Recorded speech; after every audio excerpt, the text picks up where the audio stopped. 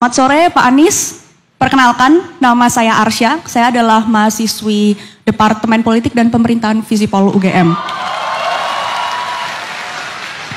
Jadi karena saya adalah seorang mahasiswa Pak, saya tuh tertarik dengan isu pendidikan tinggi yang Pak Anies bawa. Yang saya tangkap tadi dari paparan Pak Anies tuh untuk melawan komersialisasi pendidikan tinggi dan juga untuk menjamin adanya akses pendidikan tinggi, Pak Anies ingin menghadirkan negara di dalam mengatasi problem-problem ini. Pertanyaan saya Pak, satu saja sih, cuman mungkin agak panjang. Serealistis apa sih Pak gagasan untuk menghadirkan negara untuk mengatasi masalah akses pendidikan tinggi ketika kita itu berbicara mengenai pengadaan pendanaan Pak?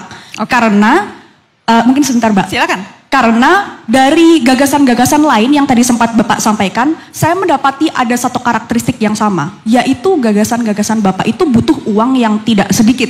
Misalkan Pak, ada gagasan untuk intervensi negara dalam hal ibu hamil dan juga anak, di mana negara mendampingi pada saat itu.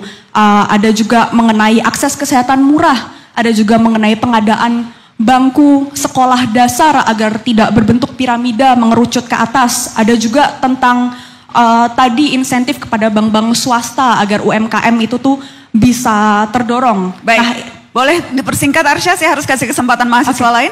Baik, kekhawatiran saya sebagai mahasiswa Pak, kita ini takutnya nanti jadi lupa Pak dengan aspek-aspek penting yang perlu dipertimbangkan karena kita terlalu fokus dan kita terlalu asyik berbicara hanya di tataran ide dan gagasan. Terima kasih banyak. Terima kasih Arsya. Langsung atau yang lain dulu sekalian? Bisa silakan dijawab Mas. Satu-satu langsung? Ya. Oke. Jadi begini Arsya. Pengeluaran untuk kesehatan dan pengeluaran untuk pendidikan jangan dipandang sebagai cost.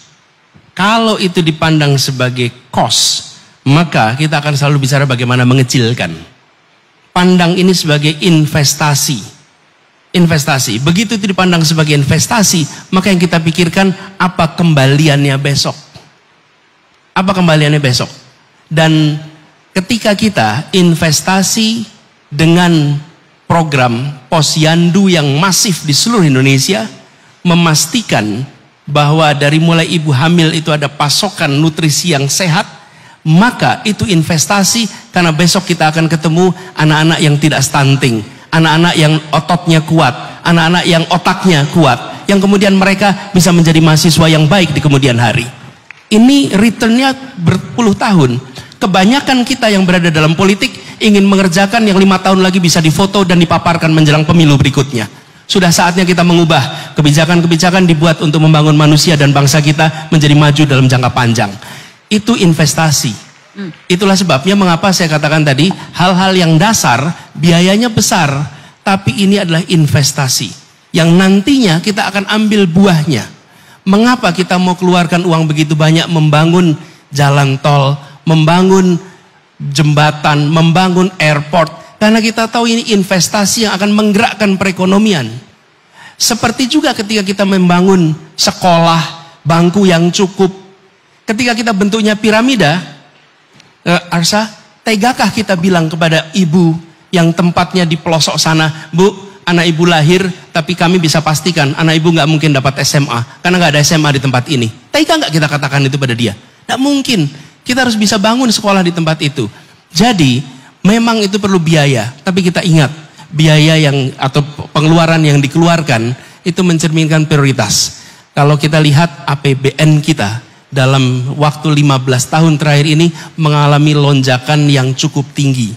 Tapi kebanyakan dari biaya itu justru dikeluarkan untuk biaya yang sifatnya operasional. Kita harus geser agar lebih banyak untuk biaya pembangunan dan biaya bangunan untuk manusia. Contoh yang sudah berhasil melakukan ini mana? Semua negara maju di Asia. Mereka maju karena investasi pada kualitas manusia sejak dulu. Korea Selatan, Cina, Jepang, Singapura, Taiwan. Mereka sudah mengerjakan berat di awal. Tapi sekarang mereka merasakan buahnya. Bahwa mereka memiliki kualitas manusia yang baik. Komitmen itu harus ada dan itu dari mana? Dari negara. Terima kasih. Mas Anies, izinkan saya untuk follow up singkat.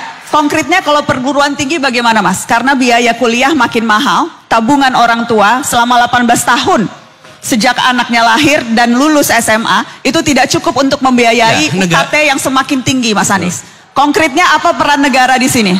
Jadi begini, saya beri contoh. Biaya untuk mengelola perguruan tinggi itu besar, tidak kecil. Ini Bu Rektor tahu persis, biayanya besar. Persoalannya mau dibebankan kepada siapa beban ini? Menurut saya negara harus memberikan lebih banyak dari yang sekarang diberikan, lebih besar. Dan menurut saya mampu. Hanya soal kita mau mengerjakan apa tidak.